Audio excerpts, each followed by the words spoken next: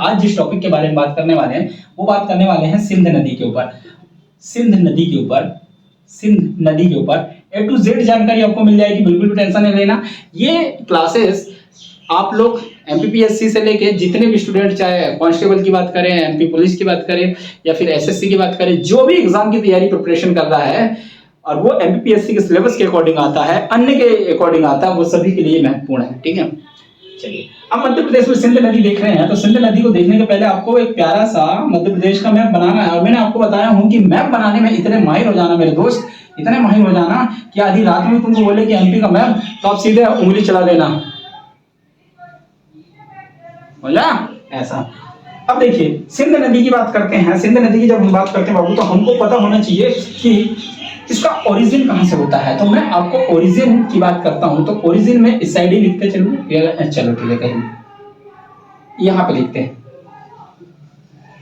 Origin. अब आपको origin में याद रख लेना है कि ये जो निकल रही है वो विदिशा से निकल रही है। कहां से निकल रही है? विदिशा से। अब ये विदिशा से ये नदी ऐसी निकल रही है और इस तरह से मिल रही है, और जिस नदी से ऊपर जाके मिल रही है ये नदी का नाम है यमुना नदी, यमुना। और इसी के आगे आपको देखेंगे गंगा। तो ये गंगा का कॉन्सेप्ट कभी हमको पढ़ना नहीं है, ठीक है। सिंध नदी के बारे में देखना है। तो सिंध नदी में आपको मैं बता दूं, सिंध नदी का जब ओरिजिन की बात करते हैं तो ये निकलती है विदिशा। कहां से? विदिशा से। और विदिशा के जिस एरिया से निकलती है उसका नाम याद रख लेना, सिरोंज। अब ये सिरोंज के बारे में आप लोग बहुत अच्छे से जानते हैं कि जब हम लोगों का मध्य प्रदेश का पुनर्गठन हुआ था तो हमने राजस्थान को कुछ एरिया दिया था, राजस्थान से कुछ एरिया लिया था। तो आप लोग ये जानते हैं, अगर समय हो तो कमेंट्स कर देना उसका, ठीक है। तो सिरोंज के बारे में याद रख लेना कि इसका ओरिजिन जो होता है सिरोंज से होता है। अब मैंने बताया कि यहाँ पे जो पर्वत श्रृंखलाएं चल रही है, ये पर्वत श्रृंखलाएं जो चल रही हैं, ये पर्वत श्रृंखलाएं कौन सी बाबू? तो ये पर्वत श्रृंखलाएं है सर विंध्याचल। विंध्याचल देखो, मैं कई बार आपको बोल चुका हूं कि आपके आपके आपके आपके बारे में एक चीज याद रख लेना कि हमें कुछ पता हो या ना हो, हमें इतनी चीजें जरूर पता होना चाहिए कि एक्चुअल में हमारे यहाँ पे जो रेंजेस है ना, जो पर्वत श्रृंखलाएं हैं वो है कहाँ, क्योंकि सीधे सीधे क्वेश्चन ये निकलता है। तो आप बता देना पर्वत श्रृंखला विंध्याचल श्रेणी है। कौन सी है? विंध्याचल श्रेणी है, ठीक। ये एक चीज हो गई। अगर प्रश्न आ जाए कि विदिशा सिरोंज से ये नदी निकलती है, विंध्याचल श्रेणी से निकलती है, अगर आपसे ये क्वेश्चन अगर आ जाए कि सर ये सिरोंज विदिशा से तो निकलती है, लेकिन ये टोटल ओवरऑल जाके औशान औशान औशान कहाँ पे मिलता है, औशान कहाँ मिलता है, तो आप बता देना कि ये उत्तर प्रदेश में यूपी में मिलती है, यूपी में। अब और ज्यादा डिटेल में आ गया कि यूपी के किस जगह में मिलती है, तो आप बता देना ये यूपी के एक स्थान पे मिलती है जिसका नाम है इटावा। क्या है? इटावा। तो इटावा आप लोग याद रख लीजिएगा, ये आ सकता है, ठीक है। यूपी इटावा, इटावा के पास में देखने मिलेगी, ठीक है। फिर दूसरा इंपॉर्टेंट क्या है कि इसकी टोटल लेंथ कितनी है, लंबाई कितनी है, क्योंकि लंबाई से भी क्वेश्चन बनेगा ना। लंबाई आपको याद रखना है, क्योंकि लंबाई जो है ये लंबाई से क्वेश्चन निकलेगा और ये मिलेगा आपको 470 किलोमीटर। कितने किलोमीटर? 470 किलोमीटर। अब देखिए हमको इसके अंतर्गत ये हमने देख लिया कि ओरिजिन जो है विदिशा सिरोंज से हुई है, विंध्याचल श्रेणी है, औशान यूपी में इटावा के पास में देखने मिलेगा, ठीक है। और दूसरी क्या? लंबाई हमने देख ली कि 470 किलोमीटर देखने को मिल रहा है। अब हमको जो इंपॉर्टेंट याद रख लेना है कि एक्चुअल में सर इसकी ओरिजिन तो हमने देख ली कि विदिशा सिरोंज से हुई है। अब हम देख लेते हैं कि एक्चुअल में इसकी सहायक नदियां कौन कौन सी है। सहायक नदियां, क्योंकि सहायक, देखो मैं आपको बोल रहा हूं अगर नदियों से क्वेश्चन आ रहा है तो प्रॉपर्ली आप ये मान के चलिए कि 99% केसेस में नदियों की सहायक नदी से ही क्वेश्चन निकलेगा, नदियों की सहायक नदी से ही क्वेश्चन निकलेगा। तो सहायक नदी आपको याद रखना है, ठीक है। सहायक नदी में आपको जो मैं अभी सिंपल आपको नाम लिखा रहा हूं, फिर बताऊंगा कि किस किस एरिया में क्या है। तो एक याद रख लेना, महुवर नदी इसी से निकलती है, ठीक है। पाहुज, नेवज। अब देखो नदी में क्वेश्चन कैसे बनेगा, क्वेश्चन निकलेगा कि पाहुज नदी में कौन सी परियोजना चल रही, नेवज नदी में कौन सी परियोजना चल रही है। बच्चे लोग यहीं पे फंस जाएंगे, बोलेंगे अरे सर ये तो हमने पढ़ी नहीं है। तो भैया ये तो पढ़ना पड़ेगा ना बाबू। फिर उसके बाद याद रख लीजिए कुवारी, कवारी या कुवारी, ठीक है। फिर उसके बाद कुंद नदी। ये इतनी नदियां हैं जो इसकी सहायक नदी है। अब मैं आपको बता दूं, अभी मैं इसके बारे में बताऊंगा कौन सी परियोजना किस नदी के अंतर्गत आती है, लेकिन आपको याद रख लेना है पहला चीज जो क्वेश्चन बड़ा सिंपल, देखो इतना सिंपल जैसे कि अभी आया था कि सर बाल सागर परियोजना मध्य प्रदेश में कितने राज्यों में होती है। अब दिमाग लगाइए कि सोन नदी हमारे एमपी में है, यूपी में, फिर बिहार जा रही है, तो सिंपल सी बात है जिस राज्य में जाएगी उस राज्य को भी लेंगे। अगर यहाँ पे क्वेश्चन आ गया कि किन किन राज्यों में प्रभावित होती है, तो बाबू सिंपल सा बता देना एमपी प्लस यूपी, बात खत्म। अब दिमाग लगाइए अगर इससे रिलेटेड कोई भी परियोजना बनेगी तो सिंपल सी बात है कि उसमें जो इनपुट या आउटपुट होगा वो किस किस का होगा, यूपी और एमपी का होगा। तो आपको ये भी याद रख लेना। देखो कुछ क्वेश्चन जो है ना मैं आपको बता रहा हूं कि कॉमन सेंस से यूज करना पड़ेगा, कुछ आंसर ऐसे निकल जाएंगे, जबरदस्ती दिमाग लगाने की जरूरत नहीं, कि सर ये हमारे समझ में नहीं आया। ठीक, अब हम देख लेते हैं कि ये किन किन जिलों से होकर प्रभावित होती है। यहां मैं जिला लिख देता हूं ताकि वहां नीचे ना हो ज्यादा। जिला हम देख रहे हैं बाबू विदिशा, सबसे इंपॉर्टेंट है विदिशा। ठीक है, विदिशा से आप देख रहे हैं कि ये नदी जो जा रही है वो जा रही है अशोकनगर में, अशोकनगर, ये देखो ना यहाँ अशोकनगर है। फिर उसके बाद आपको देखने मिल रही है शिवपुरी, फिर आ रही है दतिया, ठीक है, शिवपुरी दतिया। ठीक, और थोड़ा सा जो पॉइंट जो लेके चल रही है वो गुना का लेके चल रही है। आप गुना को ले सकते हैं चाहे तो नहीं ले सकते। अच्छा दतिया ले लिया, हाँ ठीक। तो इतना आप याद रख लेना कि इन राज्यों से, ये संख्या नहीं पूछेगा लेकिन आप मोटा मोटा आपको याद रख लेना कि भैया इन क्षेत्रों में बहती है, तो आपको ये याद रख लेना कि किस किस जगह में जा रही है। ठीक है, फिर उसके बाद आप देख रहे हैं कि यहाँ ऊपर आपको मिलेगा भिंड, क्या देखना मिलेगा, भिंड। ठीक है, और थोड़ा सा अगर कुछ मिल गया सिंध नदी में तो कुछ पॉइंट मिलता है ग्वालियर का।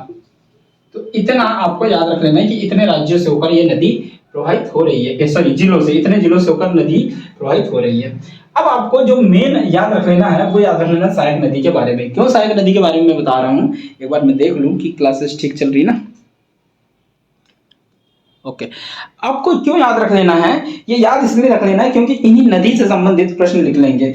अब सबसे पहले आपको एक एक नदी के बारे में बता दूं कि ये नदी एक्चुअल में किस किस जगह से निकल रही, ताकि पेपर में जब आए तो आप लोग बिल्कुल भी फंसो नहीं। ठीक है, तो सबसे पहले हम देखते हैं महुवर नदी। महुवर नदी जो है बाबू, महुवर नदी जिस जगह से निकल रही है वो निकल रही है एक्चुअल में शिवपुरी के पठार से। अब शिवपुरी के पठार की बात आती है तो शिवपुरी आपको यहाँ पे देखने मिलेगा, शिवपुरी यहाँ पे देखने मिल रहा है। तो सिंपल सी बात है कि महुवर नदी ऐसी जा रही है। ठीक है, तो आपको याद रख लेना कहां से निकल रही है, शिवपुरी के पठार से, शिवपुरी के पठार से।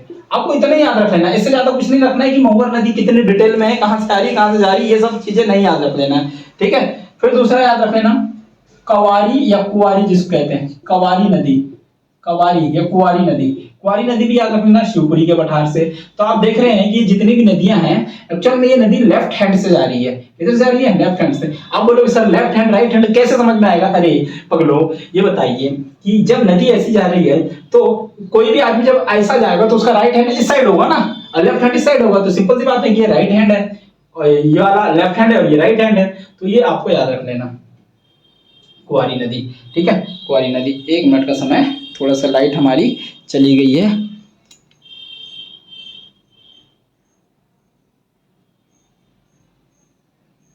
ठीक है, लाइट चल गई है तो थोड़ा सा कोऑपरेट करना, ज्यादा परेशान नहीं होना। ठीक है, फिर उसके बाद आता है पाहुज नदी। कौन सी नदी, पाहुज नदी। ये पाहुज नदी याद रख लेना, टीकमगढ़ से निकलती थी पहले, लेकिन टीकमगढ़ से अभी क्या अलग हो गया, निवाड़ी अलग हो गया, तो ये निवाड़ी से निकलती थी। ये याद रख लेना, यहाँ पे जो है ये है पाहुज नदी, पाहुज नदी ये निवाड़ी से निकलती है। कहां से निकलती है, निवाड़ी से निकलती है। ठीक, तो कितनी नदी हो गई, एक हो गई महुवर, एक हो गई कुआरी, एक हो गई पाहुज। ये क्वेश्चन आप लोगों को बहुत दिमाग में घुसा के रखना है वरना बहुत समस्या हो जाएगी। ठीक है, चलिए अब हम एक एक नदी के बारे में ये देख लिए कि उद्गम कहां से हुआ। अब महुवर के बारे में लिख लेना, इसका अन्य नाम क्या है, मधुवती। क्वेश्चन आ सकता है भैया मधुवती किसका अन्य नाम है, तो ये आपको याद रख लेना है मधुवती या मधुवेत्री। क्या मधुवती या मधुवेत्री किस नदी का नाम है, तो आप बता देना कि महुवर नदी का नाम है। किसका है सर, महुवर नदी का। मधुवेत्री या मधुवती ये इससे संबंधित है, ये आपके लिए प्रश्न को याद रखना है। ठीक है, और जो पाहुज नदी है, पाहुज नदी का ही नया नाम है पुष्पावती। नया नाम मतलब कि पुराना नाम, पुराना नाम, अन्य नाम क्या है, पुष्पावती। ये पुष्पावती किस एरिया में कहा जाता था, तो टीकमगढ़ जो पुराना था हमारा टीकमगढ़, यहाँ पे इसको पाहुज नदी को पुष्पावती के नाम से जाना जाता था। तो आप याद रख लेना, पाहुज नदी को पुष्पावती कहते हैं, महुवर को मधुवती कहते हैं। ऐसे क्वेश्चन भाई बहुत आते हैं, बहुत एग्जाम में आप लोगों को हेल्प भी करते हैं। जिसको पता है ना तो सिंपल ही, अब देखो जिसको ये आंसर पता है ना वो सीधे मेरिट आगे बढ़ा देगा, और जिसको नहीं पता वो सिलेक्शन से वैसे ही बाहर हो जाएगा। तो ये आपको याद रख लेना है, ये इतने आपको बहुत इजीली तरीके से पता होना चाहिए। दूसरा जो मुझे लगता है कि करें, देखो मैं इसलिए बोल रहा हूँ कि मैं जो क्लास ले रहा हूँ ये करंट अफेयर को अपडेट करते हुए ले रहा हूँ। ये बिल्कुल भी नहीं है कि रट रटाए आए हैं राज सर और बिल्कुल वैसे आपके दिमाग में जो आएगा वही समझा के चल जाएंगे, बाकी बच्चा नहीं। अभी मैं आपको बोल दूं कि अगर मैं बोलूं कि 90% बच्चा, अगर मैं गलत बोलूं तो क्या ना 99% बच्चे को ये पता है कि सबसे बड़ा सड़क नदी पुल जो है, सड़क नदी पुल जो है वो तवा नदी पर बना है। अब बच्चे लोग यही लगाएंगे तवा नदी पे, लेकिन बाबू याद रख लेना अभी वर्तमान का सबसे बड़ा सड़क नदी पुल जो है वो सिंध नदी पे बन गया है। किस नदी पे बन गया? सिंध नदी पे।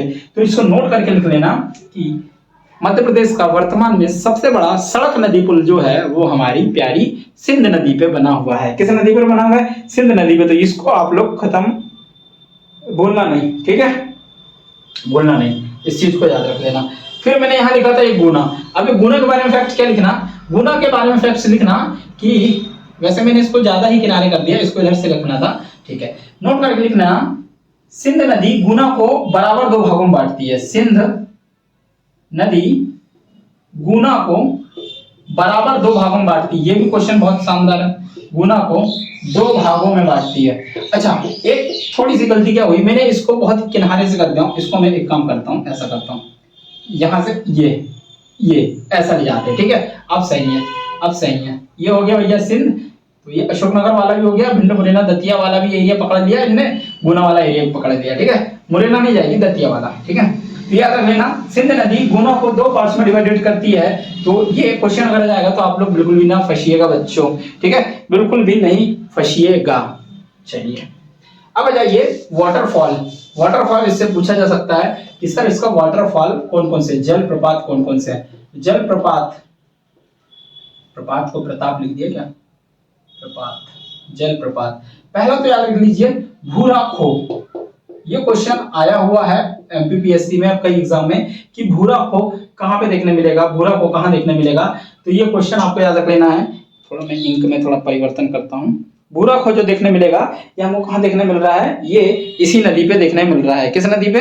सिंध नदी पे देखने मिल रहा है। और ये कहां देखने मिल रहा है? तो ये शिवपुरी में देखने मिल रहा है, ठीक है, शिवपुरी में भूरा खो। फिर उसके बाद सुल्तान, सुल्तान, सुल्तान, सुल्तान वाटरफॉल, जलप्रपात।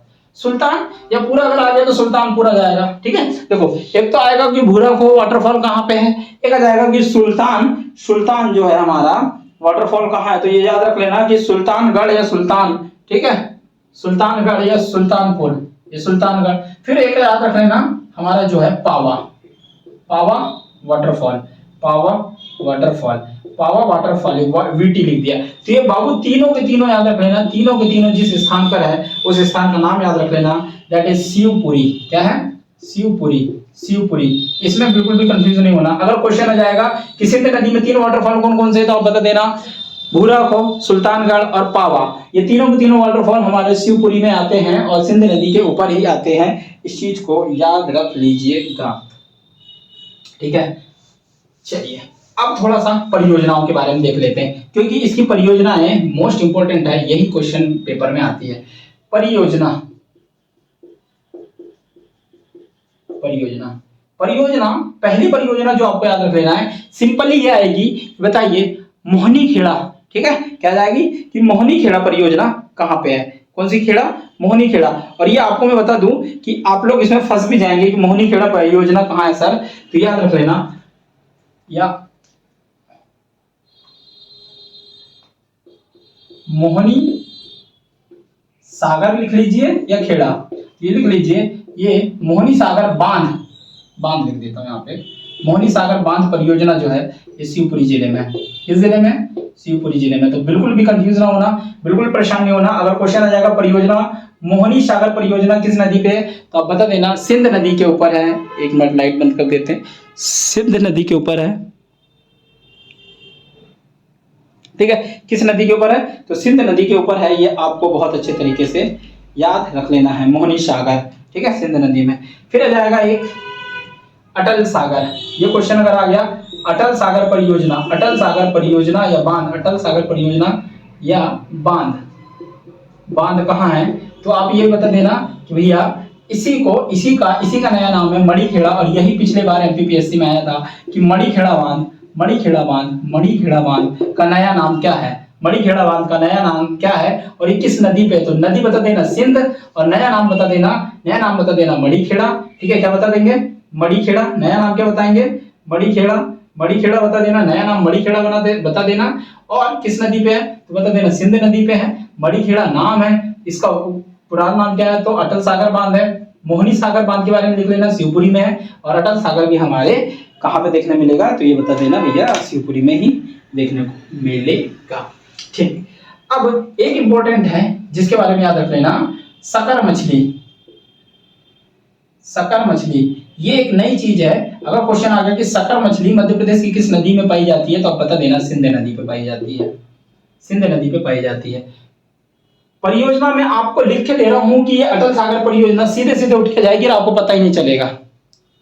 आप बोलोगे सर अटल सागर परियोजना, ये देखो देखो मैंने बताया था सोन नदी में जब जाए थे हम लोग, गए थे रिहंद नदी पे, तो रिहंद परियोजना में एक अलग परियोजना चली थी, ठीक है, यशवंत सागर करके एक देखने को मिली थी, ठीक है, यशवंत सागर। और एक देखो एग्जैक्ट नाम नहीं आ रहा है उसका, कोई सागर ही करके कोई परियोजना थी, ठीक है, अभी एग्जैक्ट याद नहीं आ रहा है, ठीक। फिर अटल सागर आपने देख लिए, ठीक है। वल्लभ सागर पंत, क्या था? वल्लभ सागर पंत रिहंद परियोजना में, ठीक है। और ये याद रख लेना कि सिंध नदी पे अटल सागर बांध है, इस नदी के ऊपर।